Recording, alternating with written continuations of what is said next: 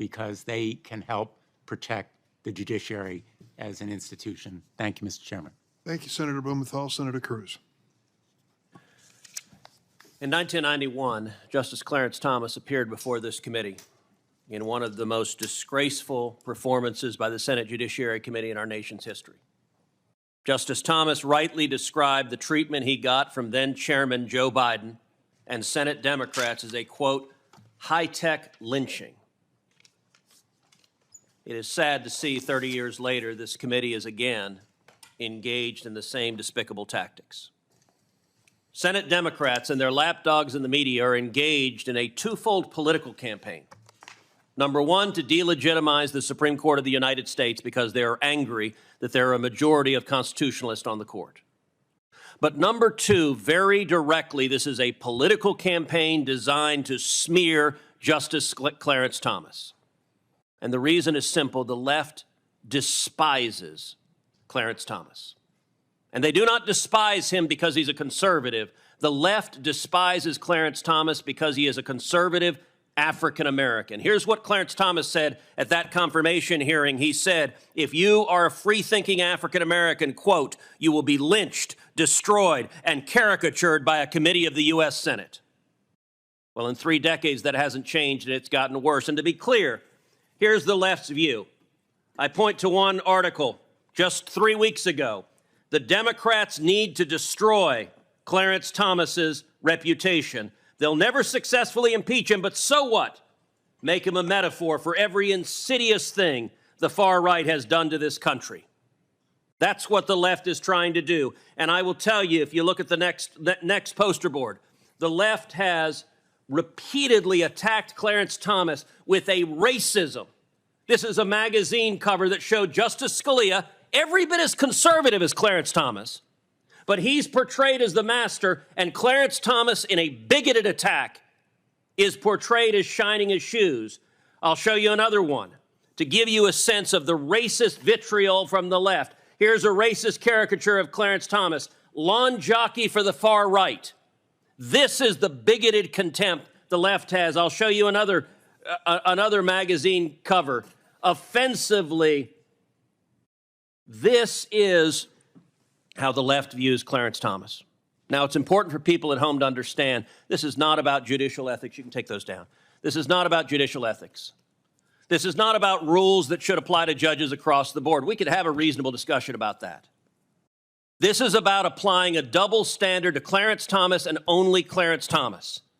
The attack that my Democrat colleagues breathlessly repeat is that Clarence Thomas stayed at the vacation home of a very close friend of his, a successful Texas businessman, flew on his plane, and went on his yacht. Well, if that's the standard, going and traveling and being paid for by others, then guess what? Just about every Supreme Court justice has done so, and done so in much greater numbers.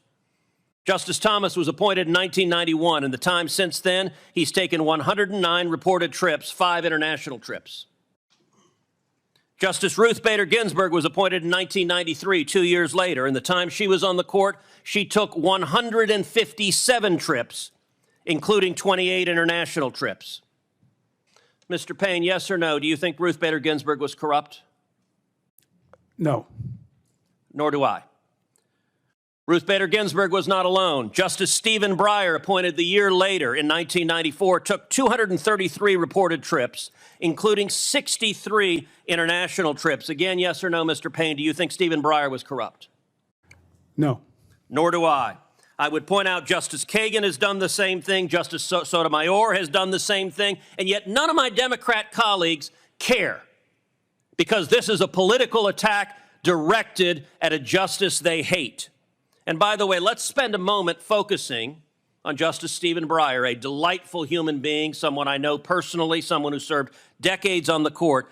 Justice Stephen Breyer repeatedly traveled on the penny of a prominent Democratic billionaire, the Pritzker family.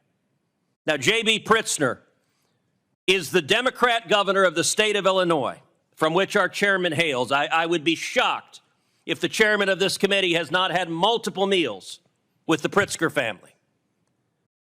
Justice Breyer was a longtime member of the board that awarded the Pritzker Architecture Prize. Now, what did that mean? That meant Justice Breyer traveled on the dime of these Democrat billionaires. In 2019, Justice Breyer traveled to New York City, to Vancouver, and Paris. In 2018, Justice Breyer traveled to Ireland and Spain. In 2016, he traveled to New York, Spain, and France. In 2013, he traveled to Norway, Sweden, Denmark. In 2012, he traveled to Beijing and to London.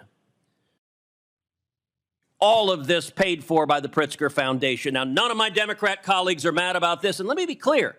I'm not suggesting Justice Breyer is corrupt. What I'm suggesting is this committee is corrupt because this is a kangaroo circus, and I will note we had 15 Senate Democrats, including 6 members of this committee, send a letter to the Appropriations Committee threatening to cut off the funding for security at the Supreme Court. The left is willing to threaten the lives of the justices. Justice Samuel Alito this weekend in the Wall Street Journal said that the attacks directed at the justices are making them targets of assassination. This is disgraceful. Every senator who signed this letter should be embarrassed. Mr. Chairman, I ask unanimous consent that this letter be admitted into the record, and also that the interview with Justice Alito from this weekend be entered into the record.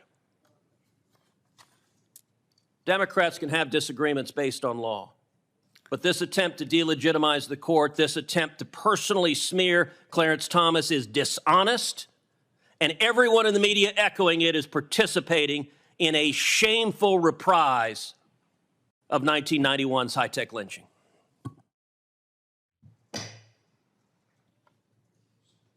Senator Hirono.